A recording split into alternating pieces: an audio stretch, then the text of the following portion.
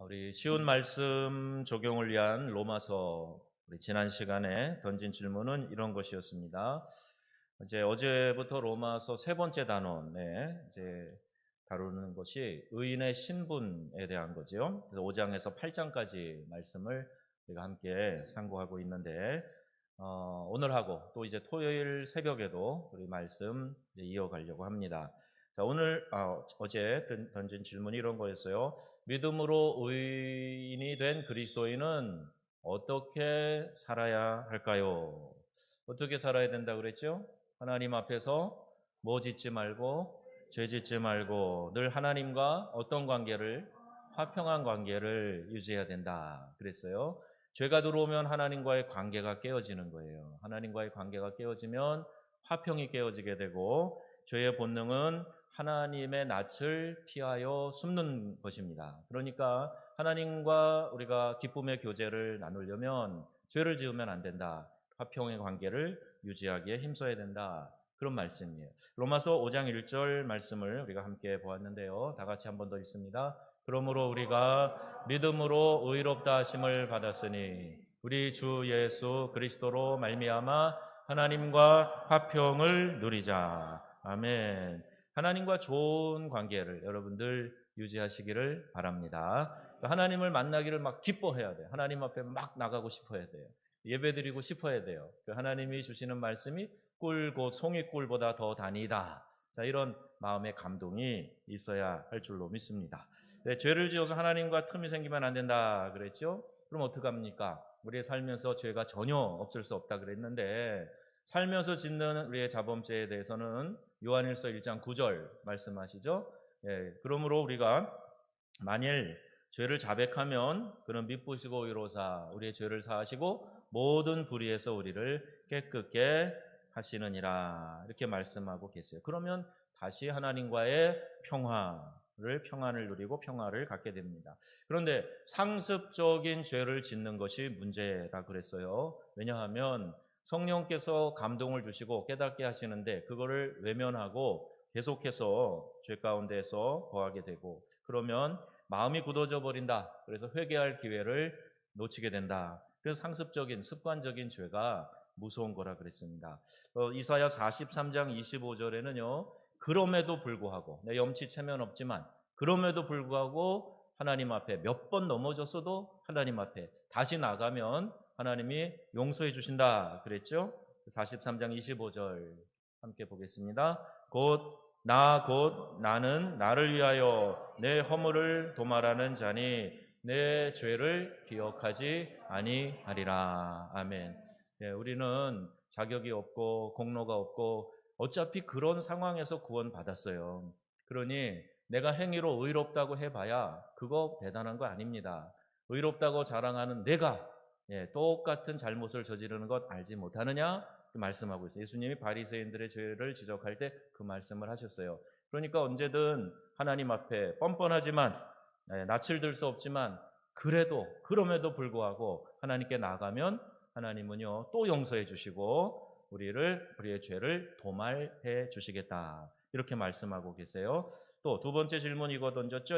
언제쯤 미지근한 신앙에서 탈피할 수 있을까요? 예, 이 질문이에요. 그러니까 우리가 지은 죄를 회개하고 하나님과 화평을 누리면서 얻는 유익이 뭡니까? 하나님의 영광을 바라면서 즐거워하는 삶을 살게 된다는 거예요.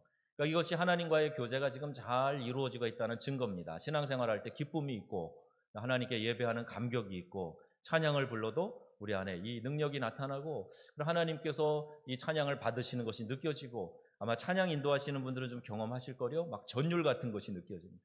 저도 그런 경험을 몇 번 했다는 거 아닙니까? 청년 시절에 저도 기타 좀 쳤어요. 잘은 못 치지만 찬양 인도도 해봤어요. 그 순간에 막 전기 오르듯이 내 안에 감전되는 것처럼 성령이 강력한 임재, 이 찬양을 지금 하나님이 받으시는구나. 그럼 막 감동이 일어났던, 찬양하는 게 참 큰 은혜고 특권이고 축복인 줄로 믿습니다. 오늘 찬양 인도하시는 분들 다시 힘차게 잘해 주셔서 감사한데요. 이렇게 하나님의 영광을 바라며 즐거워하는 삶을 살게 되는 거예요. 이거 신앙생활의 기본이고 신앙생활의 본질이 뭐냐? 그게 뭐라 그랬죠? 기쁨입니다. 하나님이 우리 안에 넣어주시는 기쁨. 단순한 자극적인 기쁨, 영어의 pleasure가 아니라 joy의 기쁨이에요. 여기서 샘솟아나는 기쁨, 우리의 심령으로부터 솟아나는 기쁨. 여러분 이것을 많이 누리시기를 바랍니다. 이게 믿음 생활하는 징표가 기쁨이에요. 하나님이 주시는 거예요. 그래서 기대와 설렘으로 하나님을 찾고 하나님을 만나시기를 바라요. 기대와 설렘으로 오늘 오셨죠? 아유, 이놈 뭐 작정해봐면 왜 또 시작한 거야? 코로나 있을 때는 그래도 이렇게 자꾸 모이라고 안 해서 좋았는데 오늘 또 목사님이 문자도 보내고 또 오라고 하고 왜 그러는 거야? 그런 분 한 분도 안 계시죠? 네, 그럴 분들은 안 오신 것 같아요. 네, 오늘 오신 분들은 기대와 설렘으로 오신 줄로 믿습니다. 억지로 마지못해서 하는 것이 아니라 하나님 나라에 대한 소망을 품고 즐거워서 하나님과 교제하는 그 신앙의 단계로 다들 나아가실 수 있기를 바랍니다. 우리가요 좀 훈련을 해야 돼요. 가만히 놔두면 우리 자연인은 자꾸 게을러집니다. 열심을 내기보다는 자꾸 손을 늘어뜨리고 하기 싫어지는 거예요. 말 타면 종 부리고 싶고 앉으면 눕고 싶고 자꾸 그런 우리의 육체에 게으른 본능이 있어요. 그래서 신앙생활도 마찬가지입니다.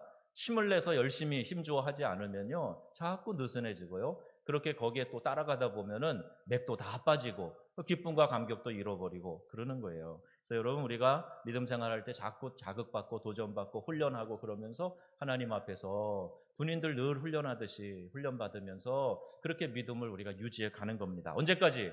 주님 오실 때까지. 그리스도의 군사로 그럼 다 세움받고 쓰임받기를 바랍니다. 이게 주내고 이게 축복의 비결인데 왜 안 해요? 왜? 해야지요. 그 단계로 나아가야죠. 베드로전서 3장 15절 말씀 다 같이 너희 마음에 그리스도를 주로 삼아 거룩하게 하고 너희 속에 있는 소망에 관한 이유를 묻는 자에게는 대답할 것을 항상 준비하되 온유와 두려움으로 하고. 아멘. 여러분 안에 소망의 이유가 분명히 있죠? 내 안에 예수 그리스도가 있죠?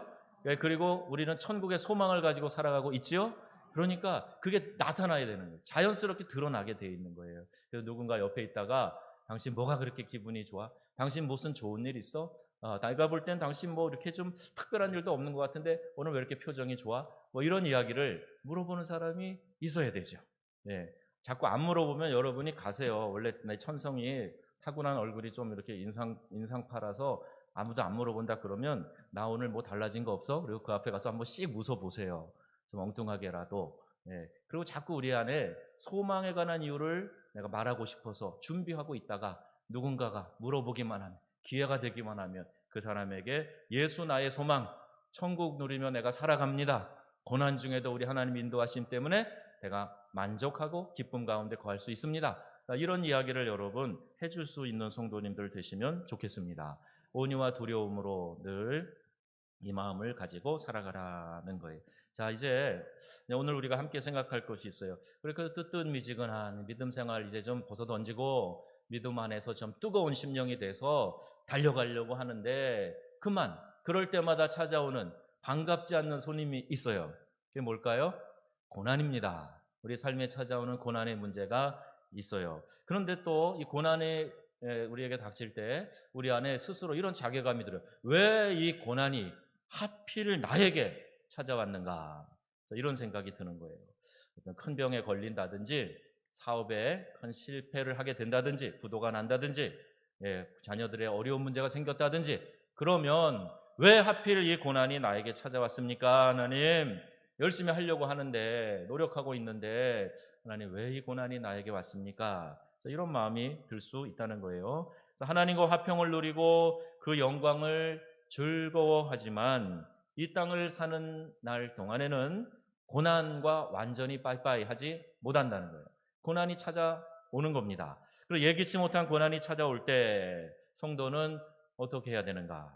환난이 닥쳤을 때 성도는 어떻게 해야 되는가? 오늘 말씀에 뭐라고 하고 있냐면 즐거워하라, 즐거워해야 한다 이렇게 말씀하고 있어요. 로마서 5장 3절 4절 말씀 앞에 부분만 한번 보겠습니다.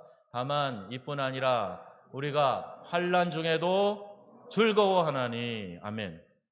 환난이 닥쳤는데 즐거워한다는 거예요. 비록 환난이 다가와도 감사함으로 받고 그를 통해서 나중에 다가오게 될 소망, 이것을 기대하는 마음을 가지고 살아가야 된다.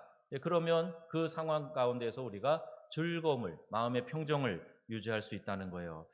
왜 그런가 하니까요. 이는 하고 설명하잖아요. 환란이 닥쳤어요. 그래서 환란은 우리에게 뭐를 키워줘요? 인내를 키워준다는 거예요. 환란이 닥쳐서 내가 어디 도망가지도 못하고 피하지도 못하고 이 환란을 어쨌든 뚫고 가야 되니까 환란이 있을 때 참게 되는 거예요. 그래서 인내하게 되는 거예요. 그러니까 인내하다 보니까 내가 스스로 하나님 앞에서 연단받고 재련되는 거예요. 망치로 두드려서 막 이렇게 대장장이가 망치로 두드려서 강한 철을 만들듯이 연단을 하는 거예요. 연단. 시뻘건 불에다가 집어넣었다가 꺼냈다가 두들겼다가 찬물에 넣었다가 시뻘겋게 달궜다가 그러면서 이렇게 연단을 해서 단단하게 만들어주는 거예요. 그렇게 되면 그 연단이 결국 뭐를 이루게 된다고요? 소망을 이루게 된다는 겁니다. 그럼 보세요. 중간 과정 다 생략하면 환란이 곧 뭐예요?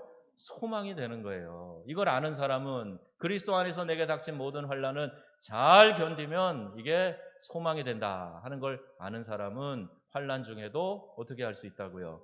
기뻐할 수 있다는 거예요. 하나님이 함께 하시니까. 여러분 시편을 읽어보세요. 그 수많은 환란을 겪은 이 시인이, 특히 다윗 같은 사람이 얼마나 그 환란 중에서 하나님이 나를 보호하시는 것이 감격스러운가 시를 지어서 노래하고 있지 않아요? 보통 환란을 받은 것이 아닌데 그 상황 속에서 하나님이 얼마나 신실하시고 좋으시고 나와 가까이 계시고 내 신음소리에도 반응하시고 귀 기울이시고 나를 붙들어 주시는가, 이 경험을 하는 거예요. 근데 환란이 없을 때는 그거 잘 몰라요. 그러니까 환란이 결국엔 나에게 하나님과 가까워지게 하고 또 하나님이 주시는 새로운 소망의 자리로 나아갈 수 있게 해준다는 겁니다. 하나님이 바라시는 소망이 뭘까요? 하나님이 바라시는 소망이 뭘까요? 우리를 향하신 하나님의 뜻이 뭘까요? 우리를 온전케 하는 일이에요. 답이 있습니다. 여러분 잘 앞을 바라보시면 답이 있어요. 우리를 온전케 하시는 게 하나님의 소망이세요. 결국 이 소망이 이루어질 것을 알기에 우리가 환란이 닥쳐와도 즐거워할 수 있다. 이 말씀을 성경이 우리에게 하고 있습니다. 자, 그런데요, 연단 기간이 길 수도 있어요. 이스라엘 백성들은요, 광야에서 원망불평하고 하나님 신실하심을 믿지 못하고 그러다가 40년 동안을 광야 방황합니다. 그리고 불평 원망하는 세대가 다 땅에 묻히고 나서야 다음 세대가 가나안 땅, 약속의 땅, 축복의 땅, 젖과 꿀이 흐르는 그곳에 들어가게 됩니다. 길었죠. 한 빨리 가면은 막 2주면 갈 것을 40년을 광야를 뺑뺑 도는 그런 기간이, 연단의 기간이 있었어요. 10년째 남편이 신앙생활을 방해하고 핍박합니다.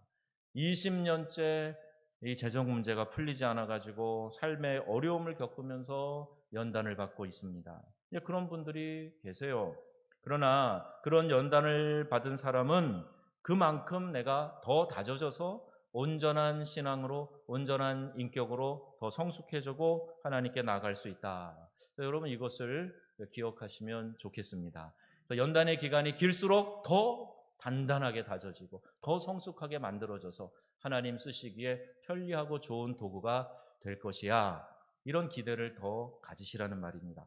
더 큰 그릇으로, 더 단단한 도구로 만드시기 위해서 이 연단의 과정이 더 길구나. 자, 이렇게 여러분 믿음으로 반응하실 수 있으시기를 바랍니다. 내가 힘이 없고 부족하다고 느낄 때 이 말씀을 좀 떠올리세요. 저도 그럴 때가 있거든요. 제가 힘이 없고 부족하다고 느낄 때 이 말씀이 참 위로가 되는데 고린도전서 12장 24절 말씀이에요.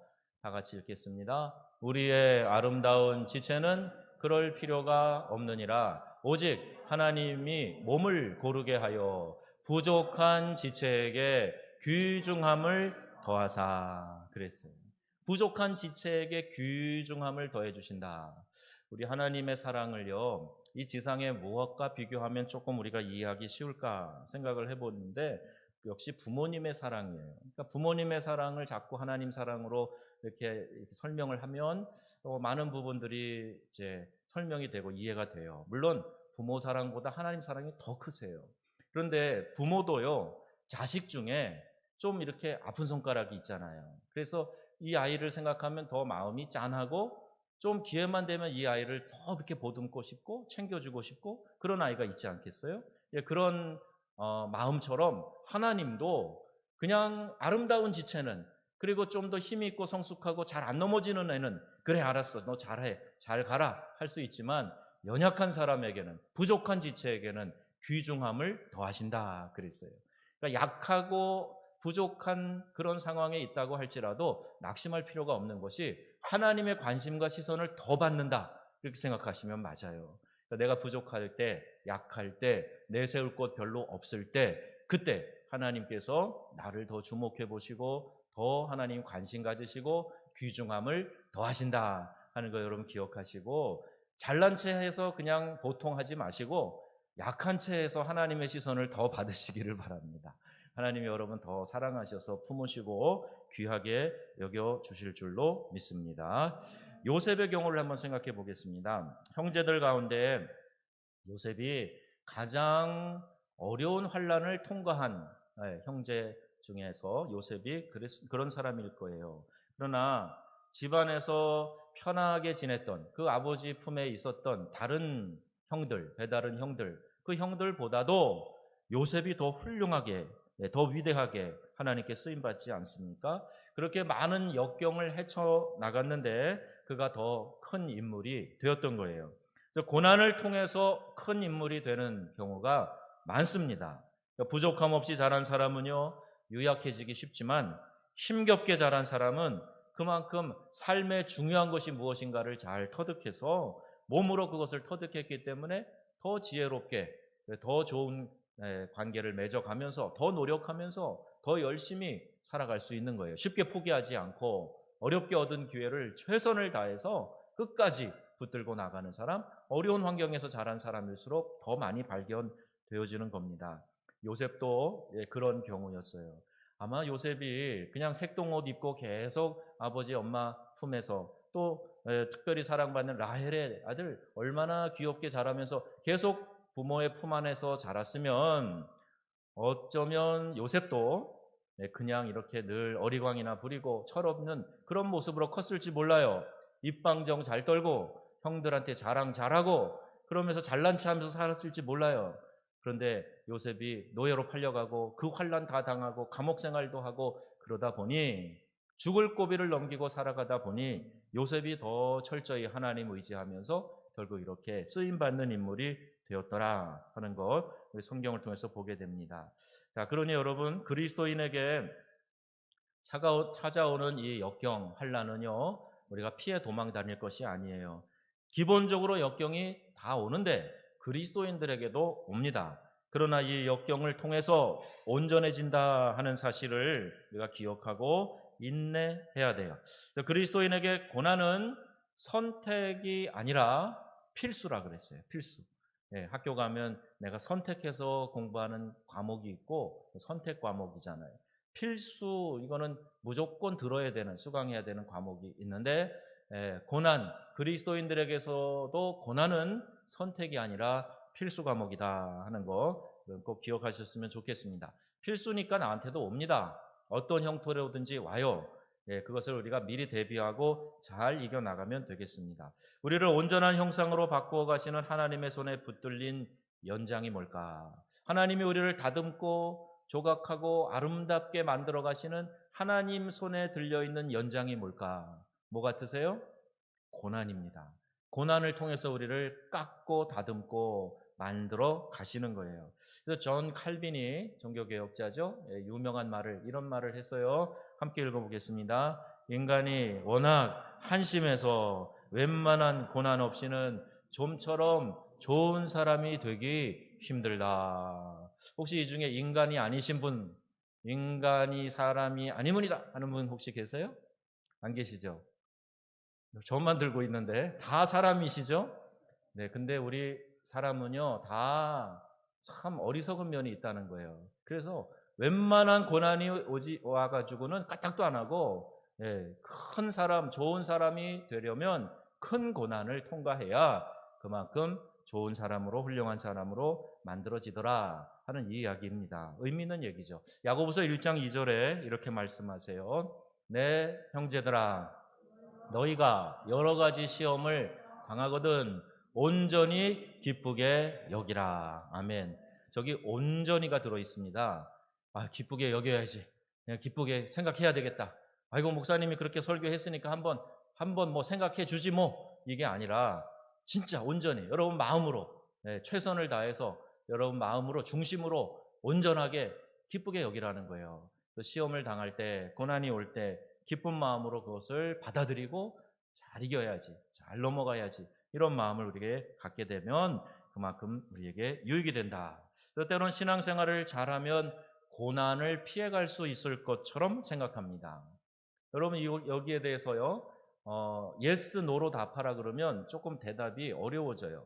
자, 제가 다시 한번 여러분께 물어보겠습니다. 신앙생활 잘하면 고난을 피해갈 수 있습니까? 대부분 아니요 그러셨네요. 예, 그런데요, 이렇게 생각해 보시면 돼요. 물론 내가요, 잘못 선택하고 탐심과 같은 죄로 인해서 잘못된 길을 가기 때문에 생기는 고난은 막을 수 있죠. 그러니까 신앙생활 잘하면 고난을 피해갈 수 있다 없다? 있다도 됩니다. 신앙생활 잘하면 내 실수로 내가 뛰어드는 그런 고난, 잘못된 선택이나 죄로 인해서 발생되는 고난, 이런 거 피해갈 수 있어요. 신앙생활 잘하면. 주의 말씀은 내 발의 등이요 내 길의 빛이니이다 그랬는데, 말씀을 늘 펴고 묵상하면서 살아가는 사람 실족하지 않고 잘 피해 다니면서 살 수 있단 말이에요. 고난도, 함정도, 지뢰도 피해갈 수 있다는 얘기예요. 그런데 이게 다가 아니에요. 고난은 아까 무슨 과목이라 그랬나요? 필수 과목이라 그랬어요. 우리에게 하나님이 주시는 고난도 있단 말이에요. 연단을 위해서 우리에게 주시는 고난이 있어요. 근데 이런 거를 필수 과목으로 생각하면 고난은 우리가 피해갈 수 없는 것이고, 또 이런 고난은 우리의 삶에 주어진다. 그래서 잘 생각하셔야 돼요. 누가 혹시 여러분에게, 어떤 교회가 여러분에게 고난은 무조건 고난은 없다, 예수 잘 믿으면, 이렇게 얘기하면 이게 틀린 겁니다. 무조건 없다가 아니에요. 잘 피해갈 수 있는지 모르지만 고난은 우리에게 필수 과목처럼 다가온다는 겁니다. 이 전자로 얘기를 하면요, 무조건 고난이 없다, 예수만 잘 믿으면 무조건 고난이 없다, 그러면 이게 기복신앙이 되는 거예요. 이렇게 가르치다가 보니까 교인들이 어려운 문제를 만나면 그 시험에서 못 견뎌내고 못 이겨나가고 거기 넘어지고 믿음 생활을 게을리하고 미끄러지는 일들이 생기는 겁니다. 잘 기억하세요. 우리 믿는 성도들에게도 고난이 다가옵니다. 그런데 신앙생활 잘하면 요령껏 피해갈 수 있는 것들도 있지만 다 피해지는 건 아니고, 하나님이 주시는 우리의 삶 속에 의미 있는 고난들은 감당해야 되는 것이고, 이 고난을 통해서 우리가 소망을 이루게 된다 하는 거 잘 기억하시면 좋겠습니다. 자, 제대로 믿어도 고난 찾아올 수 있다 그랬어요. 하나님은 우리가 고난을 통해서 성숙해지기를 원하시기 때문입니다. 고난을 통해서 단련되도록 하십니다. 시편 105편 19절 말씀 같이 보겠습니다. 곧 여호와의 말씀이 응할 때까지라 그의 말씀이 그를 단련하였도다. 아멘. 자, 과연 부를 누리는 것이 축복이냐? 자, 이런 등식이 맞는가? 예, 부 이퀄 축복. 여러분 그렇게 이야기하면 여러분이 어떻게 생각이 되세요? 예, 부 이퀄 축복 왜 안 나옵니까? 예. 근데 이렇게 우리가 생각을 하면은요, 여러 가지 잘못된 생각을 하게 돼요. 하나님 나라 기준의 부자가 돼야 되는데, 그런데 내가 하나님이 축복해 주셔서 그래서 그냥 내 개인과 욕심과 소유의 부자가 된다, 이건 아닙니다. 그러니까 여러분 돈 많이 가진 사람이라 그래서 무조건 하나님이 축복하셔서 그렇게 됐다? 아니에요. 정말 부자는 하나님 나라의 기준으로 부자가 돼야 되는 거지, 내 욕심 차리느라고 내가 이런저런 세상에서도 지탄하는 방법으로 돈을 끌어모아서 부자 됐다? 그리고 내 자신의 삶의 유익과 안위를 위해서만 쓰고 있다? 그건 하나님이 주신 복이 절대로 아닙니다. 카메룬에서 선교할 때요, 어느 교회가 이런 교회가 있었대요. 그 교회 제법 사람들이 모이는 교회인데 목사님이 그랬다는 거예요. 여러분, 가난한 사람들하고 악수하지 마세요. 하나님이 저주한 사람들이니까 여러분 그 사람들하고 악수하면 저주가 흘러갑니다. 악수하지 마세요. 그랬다는 거예요. 그래서 이런 세상에 그런 말이 어디 있는가. 하나님이 저주하셨으니 가난한 자들과 악수도 하지 말아라. 또 반대로 뭐 큰 차 사고 돈이 갑자기 굴러 들어오고 뭐 그러면 어떤 방법이든지 하여튼 부자 됐으면 그건 하나님 축복이다. 이렇게 얘기하는 것도 안 맞는 말이에요. 이유는요. 하나님이 복 주시지 않고 이렇게 그들의 삶 속에 하나님이 은혜를 주시지 않고 그러면서도 얼마든지 부자 나라일 수도 있고 한 개인이 부자일 수도 있다는 거예요. 그런데 성경은 이렇게 말씀합니다. 성경 마태, 마가, 누가 이 공간 복음에 다 나오는 이야기가 있는데 약대가 천국에 들어가는 것은 아니죠. 부자가 천국에 들어가는 것은 낙타가 바늘귀로 들어가는 것보다 힘들다. 그런 얘기가 있어요. 예. 근데 이제 제가 오늘 이 말씀 세 개를 다 찾아봤는데요. 마가복음에는 좀 재밌게 되어 있습니다. 마가복음과 누가복음에 딱 한 단어가 달라요. 예, 그 띄워보세요. 마가복음 10장 25절에는 낙타가 바늘귀로 나가는 것이 이렇게 되어 있어요. 나가는 것. 근데 누가복음 18장 25절에는 낙타가 바늘귀로 들어가는 것이 요거 하나가 다르더라고요. 이게 왜 다를까? 제가 한참을 고민하고 앉아 있었어요. 왜 다를까? 근데 제가요, 이건 그냥 제가 생각이 들은 거예요. 뭐냐 하면, 마가복음에 이제 바늘귀라 그러니까 여러분, 이 바늘에 이렇게 이것만 생각하시는데요. 이게 상징적인 의미입니다. 실제로 이렇게 굽혀서 겨우겨우 빠져나가는 것을 바늘귀라고 표현을 하는 거예요. 그러니까 우리식으로 말하면 개구멍 같은 거예요. 예, 그런데 낙타가 그렇게 움츠려서 굽혀서 겨우겨우 빠져나가는 것처럼 부자가 천국 들어가는 게 그렇게 어렵다. 자, 이 이야기입니다. 왜 그럴까? 물질의 마음을 빼앗기고 관심을 빼앗기고 하나님 나라보다는 자기 자신의 소유욕에 늘 사로잡혀 살기 때문에 어려운 거예요. 예, 그런데 들어간다 나간다 이게 무슨 차이일까 그렇게 생각을 했는데 여러분 너무 크게 의미 있게 생각하지 마시고 나간다는 의미가 뭘까요? 이미 들어와 있지 않으면 어떻게 나가겠어요? 그런 생각이 들었어요. 이미 들어와 있지 않으면 어떻게 나가겠어요?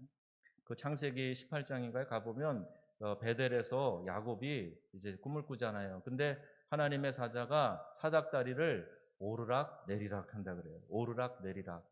근데 올라가려면 먼저 내려와 있어야 되는 거 아니에요?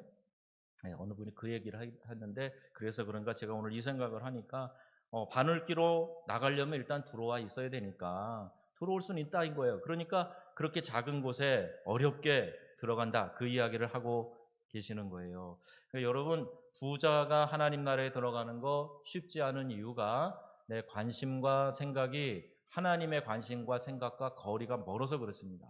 그런데 마태복음에도 있고 누가복음에도 있고 마가복음에도 있는데 마음이 가난한 사람, 마태복음에는 심령이 가난한 사람, 누가복음에는 아예 그냥 가난한 사람, 그 사람이 하나님을 보게 되는 거예요. 왜? 마음이 가난하니까 하나님을 더 찾게 되고 하나님이 내 삶에 더 필요하게 되고 간절함이 있기 때문에 하나님을 만날 수 있는 그런 마음의 자세가 되는 겁니다. 여러분 절대 마음을 높은 데 두지 마시고요. 마음 가난한 사람이 되시면 좋겠습니다. 누구도 하나님의 도움이 필요 없는 사람 아무도 없고요. 구원이 필요 없는 사람 아무도 없어요. 괜히 내가 가졌다는 그 어떤 것 때문에 마음 높은 데 두고 있다가 여러분 천국에도 못 들어가는 어리석음이 우리 가운데 있어서는 절대로 안 되겠죠. 우리가 고난을 통해서 다져지고 만들어져서 천국 백성으로 합당한 삶을 살아가기를 원하시는 것, 이게 하나님이 우리에게 가장 바라시고 원하시는 거예요. 그래서 고난 받을 때 하나님이 살아계시면 왜 나에게 이런 고난을 주십니까? 라고 의심해서는 안 됩니다. 오히려 하나님께서 살아계시기 때문에 나에게 이런 고난을 주시는 것이다. 그럼 이렇게 믿고 고백하시기를 바랍니다. 어려운 가정에서 태어나 지금까지 온갖 고생을 하면서 살아오셨습니까? 그렇다면 그만큼 성숙한 인격을 갖추고 더 깊은 시야를 갖춘 사람이 되어서 하나님이 기뻐하시는 삶을 살 가능성이 더 높은 거예요. 남이 알지 못하는 안타까운 고민이 있습니까? 기도하는 그 어려움이 여러분을 하나님께로 끌어당기게 되고 그 문제를 통해서 온전한 자녀로 자라게 된다는 겁니다. 자, 우리 모두는 각자에게 주어진 고난이 있어요. 그래서 이걸 누가 맞춤형 고난이라 그래요. 어떤 분은 다 동일한 것이 아니라 각자에게 하나님께서 이 맞춤형 고난을 허락하셨어요. 그래서 이 고난을 통해서 우리가 더 자라고 있다, 더 커져가고 있다, 더 성숙해져 가고 있다. 여러분 이렇게 믿고 믿음으로 고백하시는 성도님들이 다 되시기를 바랍니다. 신앙생활에 열심을 내도 얼마든지 어려운 문제가 닥칠 수 있다 없다? 있다입니다. 원하지 않은 안타까운 일들을 만날 수 있습니다. 비록 여러 가지 어려움을 겪지만 우리에게는요 돌보아 주시는 하나님이 계시고 결국에는 우리가 소망 중에 최후 승리를 하게 될 줄로 믿으시기를 바랍니다. 믿는 성도들도 고난을 겪게 됩니다. 왜 하필 나에게가 아니라 누구에게든지 닥칠 수 있습니다. 하지만 믿는 성도들은 오늘 말씀을 붙잡으시고 환난은 인내를, 인내는 연단을, 연단은 소망을 이루는 줄 알미로다. 이렇게 고백하시고 믿음으로 의연하게 대처하실 수 있기를 바랍니다. 또 기도하면요 하나님 또 도와주세요. 어려운 시험 피할 길도 예비해 주십니다. 그러니까 하나님 더욱 의지하면서 주의 말씀에 여러분 귀를 기울이시기를 바라요. 하나님 왜 나에게 이런 일들이 있습니까? 의미를 깨닫게 해주세요. 그래서 하나님의 음성에 귀를 기울이는 겁니다. 고난을 통해서 더욱 성숙해지고 하나님과 친밀해지셔서 축복된 미래를 맞이하시는 저와 여러분들, 우리 명성의 귀한 가족들 다 되시기를 주 예수님의 이름으로 축원합니다. 아멘. 기도하시겠습니다.